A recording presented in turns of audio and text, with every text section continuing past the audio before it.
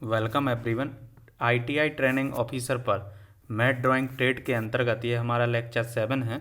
इससे पहले 6 और लेक्चर मैं अपलोड कर चुका हूँ। यदि वो लेक्चर आप देखना चाहते हैं तो इस वीडियो के डिस्क्रिप्शन में मैं लिंक दे दूँगा, तो वहाँ से आप 1 से लेकर 6 तक के वीडियो देख सकते हैं।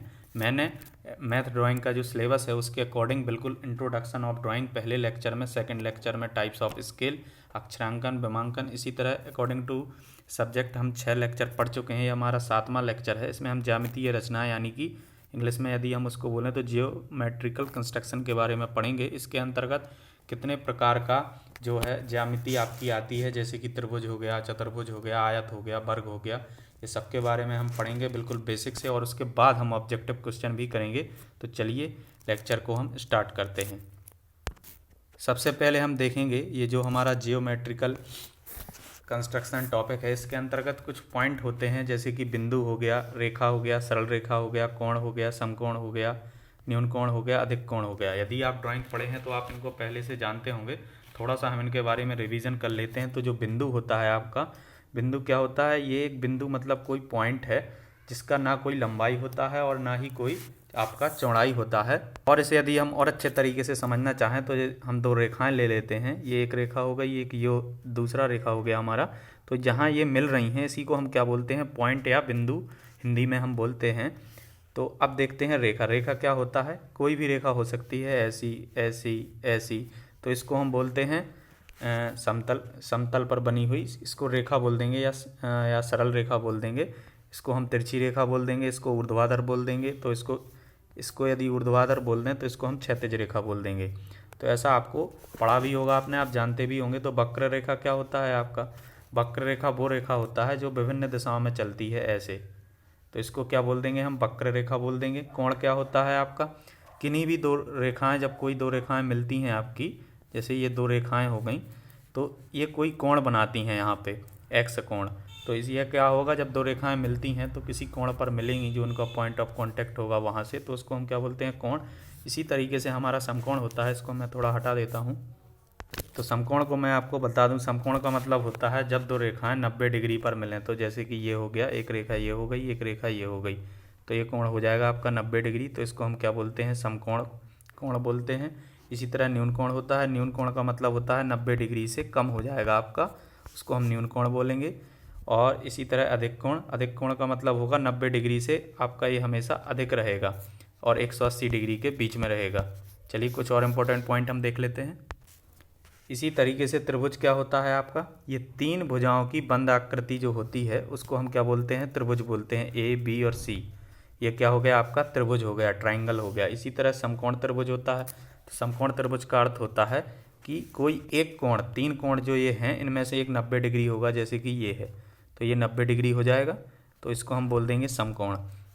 इसी तरह न्यून कोण होता है। न्यून कोण का अर्थ होता है ये जो तीनों के तीनों एंगल हैं, कोई भी एंगल जो है 90 डिग्री से अधिक नहीं होगा ना 90 डिग्री होगा, 90 डिग्री से कम होंगे आपके सारे के सारे एंगल यदि, तो उसको हम न्यून कोण बोलेंगे। और यदि 90 डिग्री से अधिक हैं सारे के सारे, 90 डिग्री से अधिक है एक कोण, तो उसको हम अधिक कोण बोल देंगे। और इसी तरह अधिक कोण त्रिभुज बोल देंगे। इसी तरह विषमबाहु त्रिभुज होता है। चलो उसको भी मैं आपको बता देता हूँ, इनको मैं हटा देता हूँ पहले। विषमबाहु त्रिभुज का अर्थ है, नाम से ही समझ में आ रहा है, इसकी कोई भी भुजा जो है समान नहीं होगी। जैसे कि ये आपका कोई त्रिभुज है, तो ए, बी और सी, ये तीनों भुजाएं अलग अलग यदि हैं तो इसको हम बोल देंगे विषमबाहु त्रिभुज। अब है समबाहु त्रिभुज। समबाहु त्रिभुज का अर्थ है जिसकी सभी भुजाएं समान हों। जब सभी भुजाएं समान होंगी, ये ए और ए, इसका परिमाप क्या हो जाएगा? ए प्लस बी प्लस सी, क्योंकि भुजाएं सभी अलग अलग हैं इसलिए इसको बोलते हैं विषमबाहु त्रिभुज। और समबाहु त्रिभुज मतलब सभी भुजाएं समान हैं, तो इसका जो परिमाप हो जाएगा वो 3a हो जाएगा। इसी तरह समद्विबाहु त्रिभुज मतलब दो भुजाएं समान, तो इसको हम ऐसे समझ लेते हैं ए और बी, इसका परिमाप क्या हो जाएगा? 2a plus B. अगला देखते हैं हम, समांतर चतुर्भुज है ये। चतुर्भुज समांतर नहीं, समांतर चतुर्भुज पढ़ते हैं हम इसको जनरली। तो जो समांतर चतुर्भुज क्या होता है? ऐसा होता है कुछ जिसकी आमने सामने की भुजाएं क्या होती हैं आपकी? ये और ये बराबर होती हैं, उसको हम बोलते हैं समांतर चतुर्भुज। इसी तरह समचतुर्भुज जिसकी आमने सामने की भुजाएं, जिसकी सभी भुजाएं जो हैं आपकी लंबाई में बराबर हों, और जो इनके बीच कोण हो वो क्या हो, आपका 90 डिग्री हो, तो उसको हम क्या बोलते हैं, समचतुर्भुज बोलते हैं। और ये वाला जो कोण होगा विकर्णों के बीच का, ये होगा आपका 90 डिग्री हर चार के चारों, तो इसको हम क्या बोलेंगे, समचतुर्भुज बोल देंगे। इसी तरह सबलंब चतुर्भुज क्या होता है, जिसकी आमने सामने की भुजाओं का युगल जो है ये बराबर हो, तो इसको हम क्या बोलते हैं, सबलंब चतुर्भुज बोलते हैं। चलिए कुछ और इम्पोर्टेंट पॉइंट हम देख लेते हैं। उससे पहले मैं आपको कुछ और बता देता हूँ, जैसे कि आपको पता ही है कि 75 क्वेश्चन आपका आने वाला है वस्तुनिष्ठ का, जिस ट्रेड का आप प्रिपरेशन कर रहे हैं, और 25 क्वेश्चन आने वाला है आपका नॉन टेक का, जिसमें विज्ञान, गणित, सामान्य ज्ञान, तार्किक ज्ञान, बेसिक कंप्यूटर ज्ञान आपका रहने वाला है। तो इसके लिए मैं एक प्रैक्टिस सेट भी बनाता हूँ, इसमें जो है आपका सेम यही पैटर्न पर मैं ये प्रैक्टिस सेट बनाया हूँ। कुछ और प्रैक्टिस सेट मैं बनाऊँगा, इसमें रहेगा आपका GK, math, GS, computer knowledge और रीजनिंग, सब वही के वही सब्जेक्ट हैं जो आपके ट्रेनिंग ऑफिसर के एग्ज़ाम में आने वाले हैं। तो इस चैनल को आपको सब्सक्राइब कर लेना है और आपको ये प्रिपरेशन भी करते रहना है। इस टेस्ट को देकर आप अपना प्रिपरेशन चेक भी कर सकते हैं, तो आप इस चैनल को सब्सक्राइब कर लें। जैसे ही मैं अगला प्रैक्टिस सेट अपलोड करता हूँ तो आप उस प्रैक्टिस सेट को दे सकते हैं। चलिए लेक्चर में हम आगे बढ़ते हैं। अब हम देख लेते हैं, जो हम दीर्घवृत्त बनाते हैं इसी को हम क्या बोलते हैं, एलिप्स बोलते हैं। जो हम एलिप्स बनाते हैं उसको बनाने की दो विधियाँ होती हैं हमारी। एक होता है हमारा सकेंद्रीय विधि, इसी को हम बोलते हैं कंसेंट्रिक मेथड, और दूसरा होता है हमारा ऑब्लॉक विधि।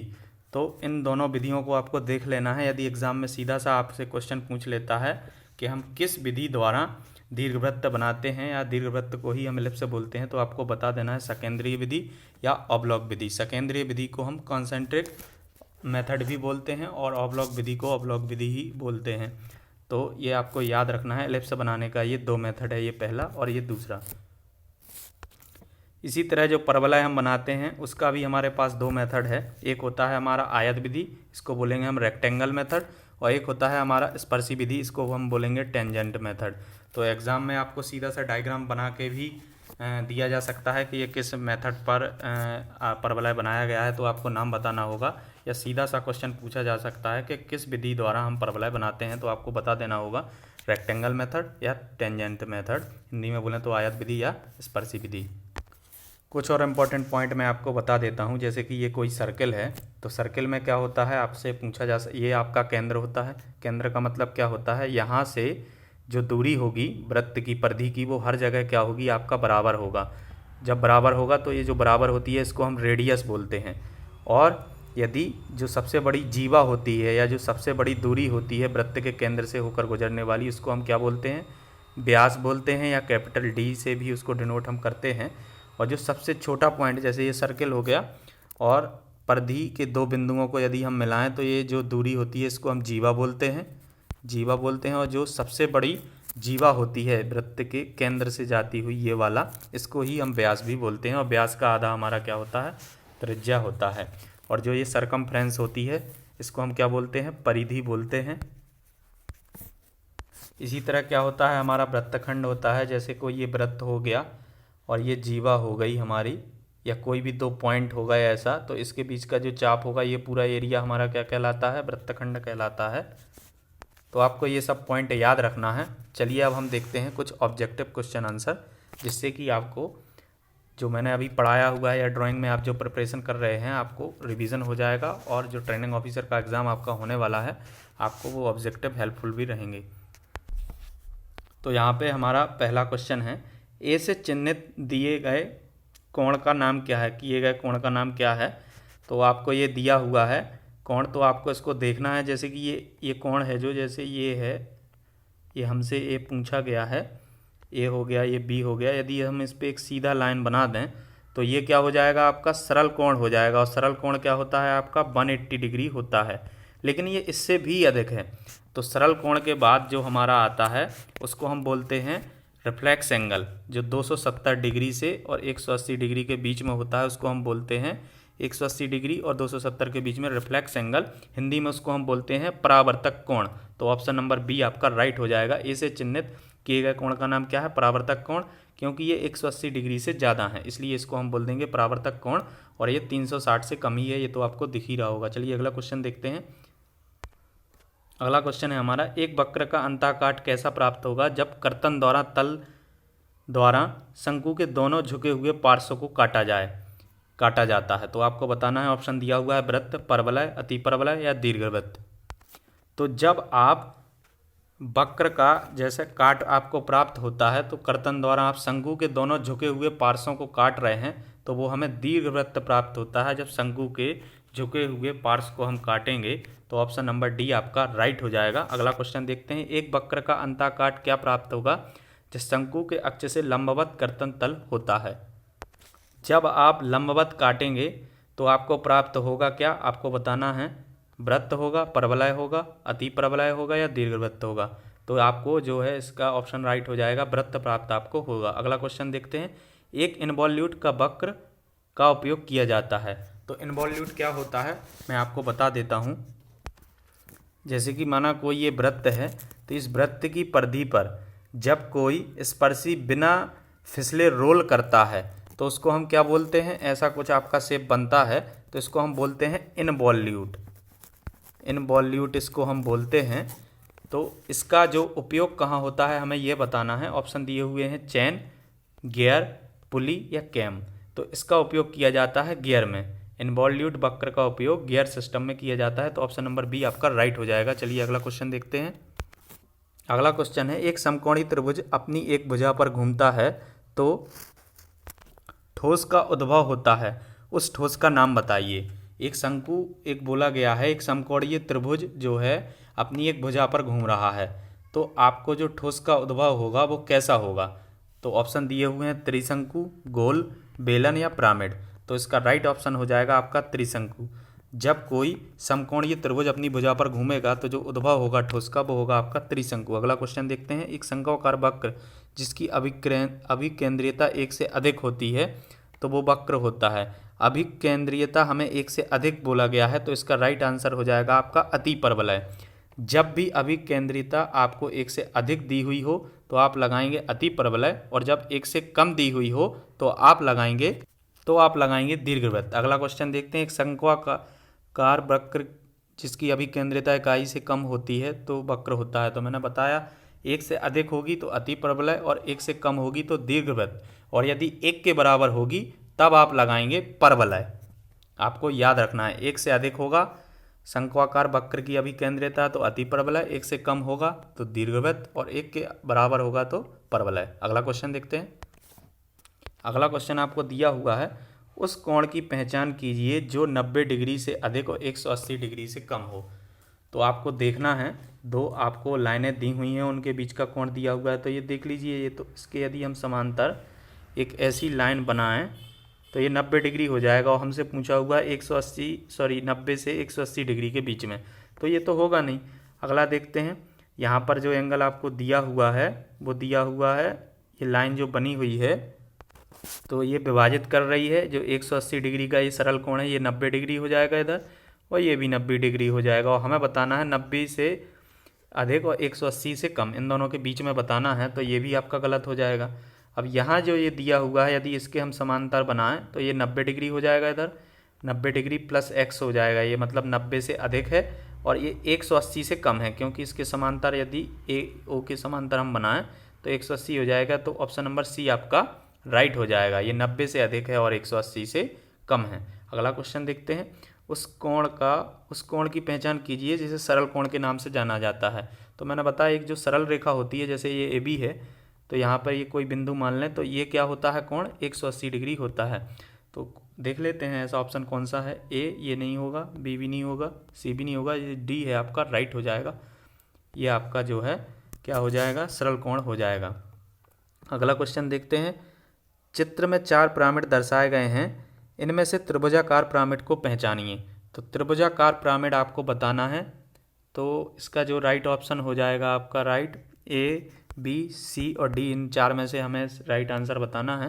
तो ऑप्शन नंबर A आपका राइट हो जाएगा, क्योंकि इसमें जो है 3 भुजाएं ये दिख रही हैं, ये पीछे एक छुपी हुई भुजा दिखाई गई है, इसमें भी आप देख लीजिए 4 भुजाएं दिख रही हैं और ये 5, और इसमें 3 भुजाएं दिख रही हैं, एक पीछे छिपी हुई भुजा दिखाई गई है, इसमें 3 ही भुजाएं हैं। तो ये त्रिभुजाकार आपका पिरामिड हो जाएगा, ऑप्शन नंबर A आपका राइट हो जाएगा। निम्न चित्रों के नाम बताइए। तो ये क्या है आपका, जानते ही हैं, वृत्त, इंग्लिश में बोलें तो सर्किल। ये क्या है आपका, शंकु है आपका। और ये क्या है आपका, इसको हम बोलते हैं शंकुखंड। चलिए यहाँ पर ये ऑब्जेक्टिव क्वेश्चन समाप्त होते हैं। कुछ और इम्पोर्टेंट जानकारी मैं आपको दे देता हूँ। एक टॉपिक हमारा थोड़ा सा अभी रह गया था तो उसको मैं आपको बता देता हूँ। जैसे साइक्लॉइड, आपने नाम सुना होगा। साइक्लॉइड क्या होता है, साइक्लॉइड कर्व होते हैं। तो जो साइक्लॉइड होता है आपका, वो क्या होता है, जब एक वृत्त बिना फिसले किसी स्थिर सरल रेखा में लुढ़कता है, बिना फिसले सरल रेखा में जब लुढ़कता है तो उसको हम बोलेंगे साइक्लॉइड। ये पहला हो गया आपका। और दूसरा होता है आपका एपीसाइक्लॉइड। एपीसाइक्लॉइड का मतलब होता है कि परिधि जो होती है, सरकमफ्रेंस जो होती है, जैसे कोई वृत्त का है ये, तो इसकी सरकमफ्रेंस ये होती है, तो इसके जब बाहर लुढ़कता है तो उसको बोलते हैं हम इपीसाइक्लॉइड। और जब इस परिधि के अंदर की ओर वो लुढ़कता है, अंदर की ओर, तो उसको हाइपो बोल देंगे। तो आपको ये 3 इंपॉर्टेंट पॉइंट याद रखना है। सरल रेखा में जाएगा तो साइक्लॉइड बोलेंगे, यदि परिधि या सरकमफ्रेंस के बाहर की ओर जाएगा तो उसको इपी बोलेंगे, और यदि अंदर की ओर जाएगा तो उसको हाइपोसाइक्लॉइड हम बोलेंगे। इसी तरह आपका इन्वॉल्यूट भी होता है। इन्वॉल्यूट में क्या होता है, जब किसी वृत्त की परिधि पर कोई स्पर्शी बिना फिसले रोल करता है, परिधि के ऊपर ही, ना अंदर ना बाहर, तो उसको हम इन्वॉल्यूट बोलते हैं। यहाँ पर ये लेक्चर हमारा समाप्त होता है। मिलते हैं नेक्स्ट वीडियो में। यदि आपने अभी तक चैनल को सब्सक्राइब नहीं किया है तो चैनल को आप सब्सक्राइब कर लें। इस चैनल से आपको निश्चित ही मदद मिलेगी। Thanks for watching.